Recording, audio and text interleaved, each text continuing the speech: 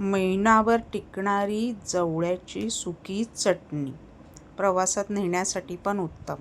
झणझणीत, चमचमीत आणि मस्त टेस्टी भाकरीबरोबर अप्रतिम लागते. एखादी भाकरी चपाती तुम्ही जास्तच खाल. आयत्यावेळी नॉनव्हेज नसेल ना, अशावेळी अशी चटणी उपयोगिता पडते. ताटाला एका बाजूला मस्तपैकी लावायला. सुक्या मिरच्या घेतल्या आहेत, एक 10-12 मी बेडगी मिरची घेतली आहे आणि 4 लवंगी मिरच्या घेतल्या आहेत आणि अर्ध्यातलं अर्धवळं सुकं खोबरं घेतलं आहे आणि जवळा जवळजवळ मी 1.5 कप घेतला आहे. त्याच्यात अर्धा चमचा जिरं, चवीनुसार मीठ.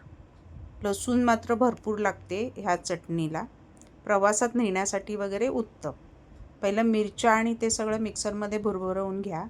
त्याच्यानंतर कढीपत्ता स्वच्छ धुवून कोरडा करून घ्यायचा आहे. पाण्याचा थेंब जर राहिला ना त्याच्यात, तर मग ती जरा खराब होण्याचे चान्सेस असतात. नंतर भरपूर लसूण आणि छान ते एकजीव करून त्याच्यात नंतर आपला जो जवळा आहे तो चाळणीने छान असं चाळून स्वच्छ करून घ्या. कारण आतमध्ये वाळू, रेती वगैरे असते. समुद्राच्या वाळूवरती बाजूला ती सुकवतात जवळा, त्यामुळे त्याच्यामध्ये रेती वगैरे असण्याचे चान्सेस असतात. चाळणीने मस्तपैकी चाळून घ्या. तो पण त्या सगळ्या मसाल्यामध्ये छान असा भुरभुरवून घ्यायचा. ह्याच्यात तुम्ही कढीपत्ता थोडा उन्हामध्ये दाखवून मिक्स केलात ना तर बरं होईल आणि भरपूर घातलात ना तर चव छान कढीपत्त्याची अप्रतिम लागते. थोडा थोडा जवळा घालून मिक्सर भुरभुरवून घ्यायचा. आता ह्या चटणीला तेल खूप लागतं, कारण महिनाभर टिकवायची आपल्याला. आणि कडकडीत तेल करून आहे ना, आता सगळं कच्चं साहित्य घेतलं आहे आपण. सुकं खोबरं कच्चं घेतलं आहे, लसूण, कढीपत्ता, जवळा सगळं कच्चं घेतलं आहे.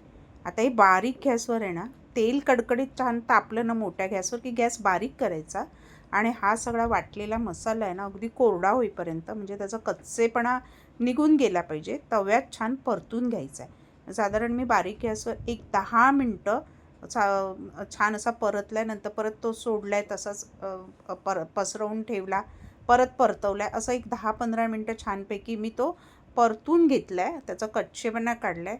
तव्यात सोडून बारीक गॅसवर मी इतर काही कामं माझी केली. तोपर्यंत तो छान असा मस्त तेलामध्ये असा खरपूस परतला जातो आणि मग आपली बघा परफेक्ट मोकळा होतो, सुटसुटीत छान परतला की, कारण त्याच्यात सुकं खोबरं पण आहे आणि इतका अप्रतिम लागतो ना भाकरीवर. मीठ थोडं जास्त घाला, ऑलरेडी जवळ्यामध्ये मीठ असतंच खारा.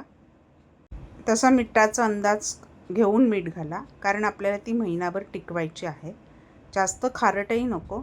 आणि करून बघा चवीला अप्रतिम सुक्या जवळ्याची चटणी.